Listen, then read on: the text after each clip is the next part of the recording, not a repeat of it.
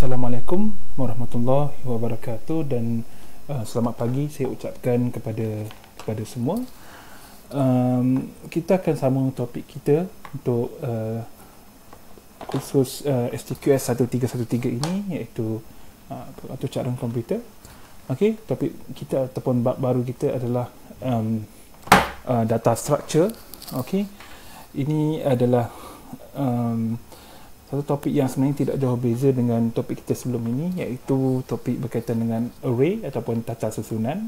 Okey, dan kalau kamu akan mendapati bahawa topik ini dia lebih umum lagi daripada array, maksudnya akan lebih banyak penggunaan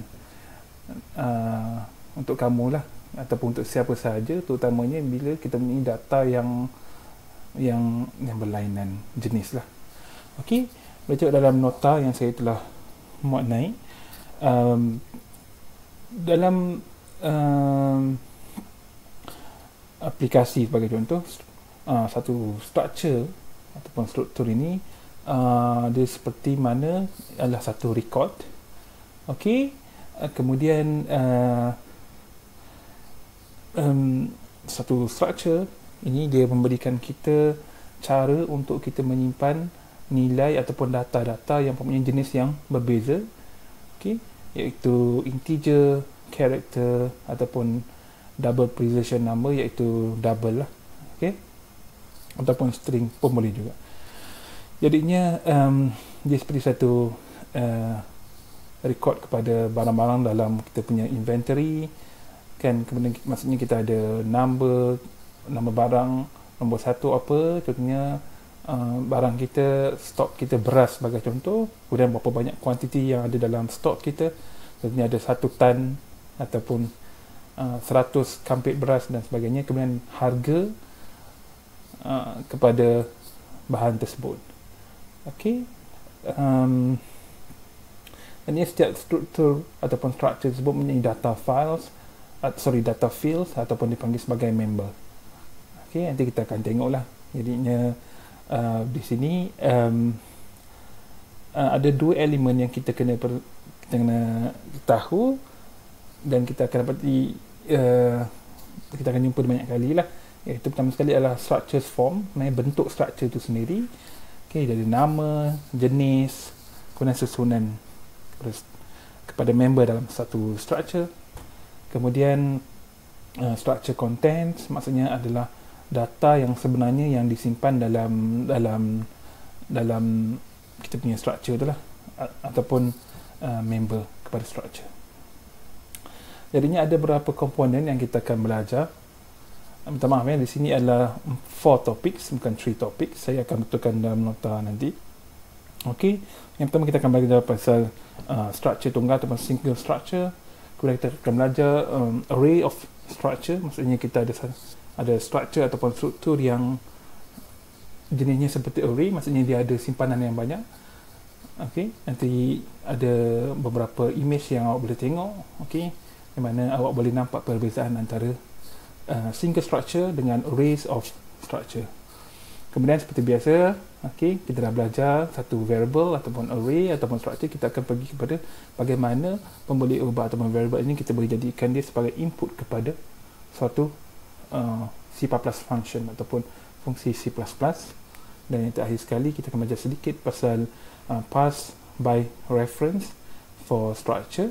Okey, kita dah belajar sebelum ni ada dua jenis passing. Yang pertama sekali pass by value, kemudian pass by reference. Kita akan pergi lebih lanjut nantilah. Okey, kemudian kita masuk subtopik yang pertama dalam bab ini ataupun topik ini, iaitu single structure. Okey, yang pertama dikatakan bahawa creating and using a structure involve the same two steps for creating and using any variables that you have learned before, which are declaration and initialization. Okey, sama saja.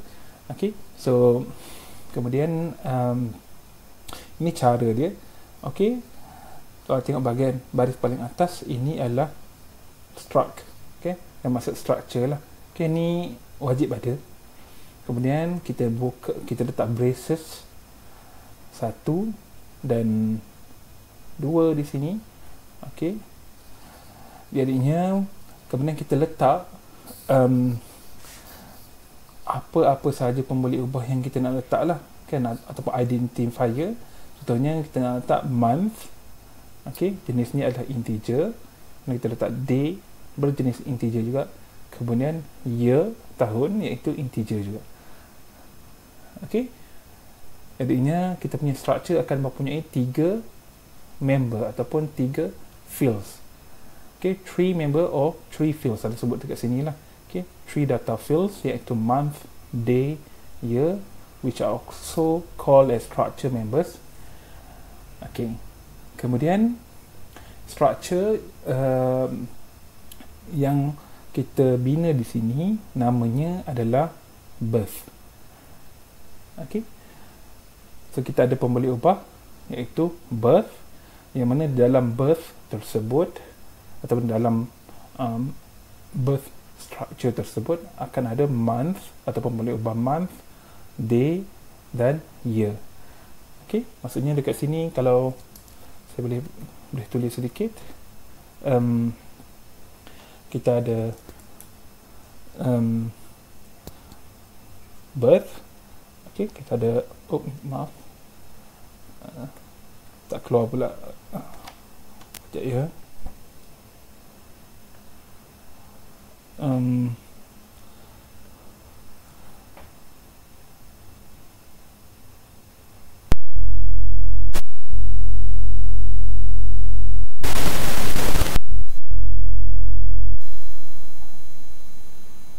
Okey, kemudian bawahnya birth ni memegang 3 lagi pembeli ubah yang lain.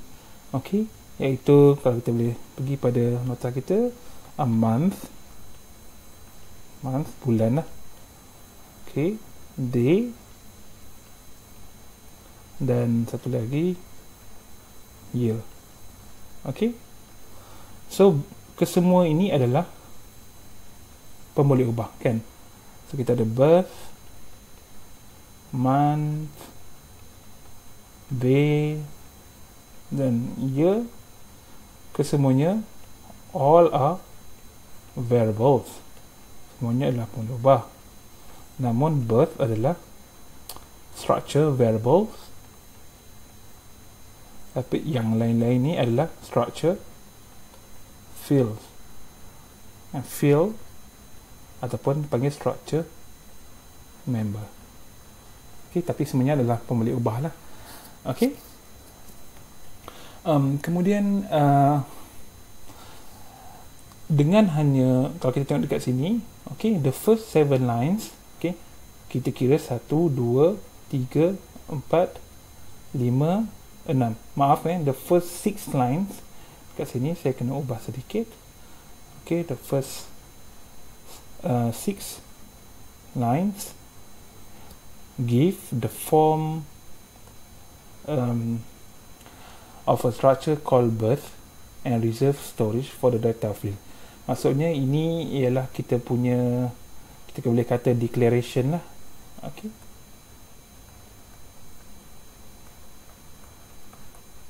Okay. And then the birth structure consists of 3 data fields. Okay, ni yang tadi.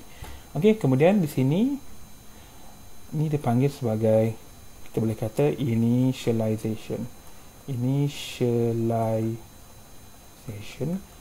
Sebab apa? Sebabnya kita letakkan nilai di sini. Okey, bila namanya sebegini, birth ada month, day and year. Okey,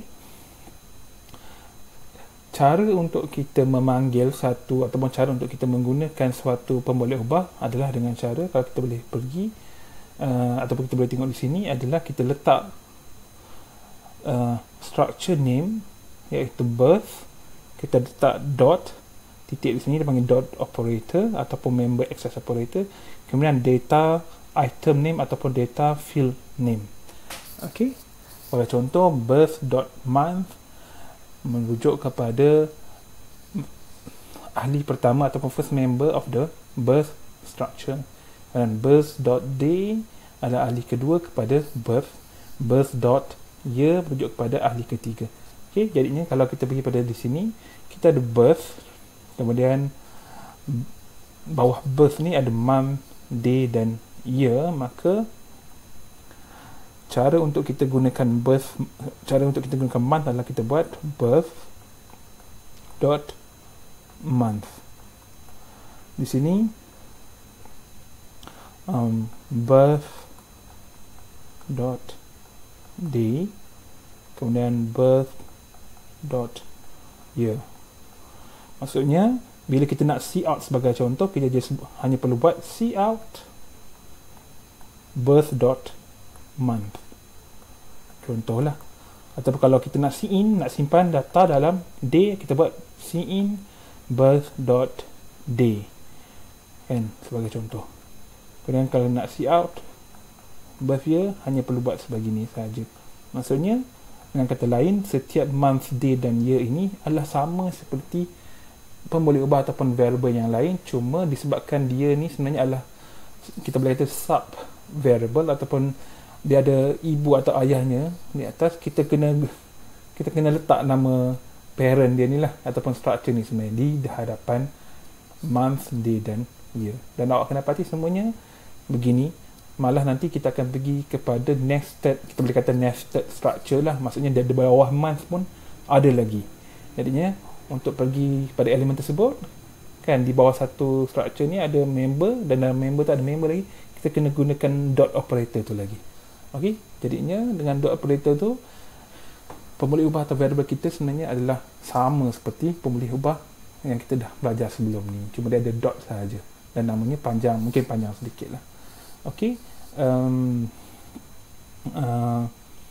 inilah apa yang dinyatakan di sini. Jadi saya rasa cukup untuk video yang pertama. Kita akan tengok kepada example, iaitu pada kod 52.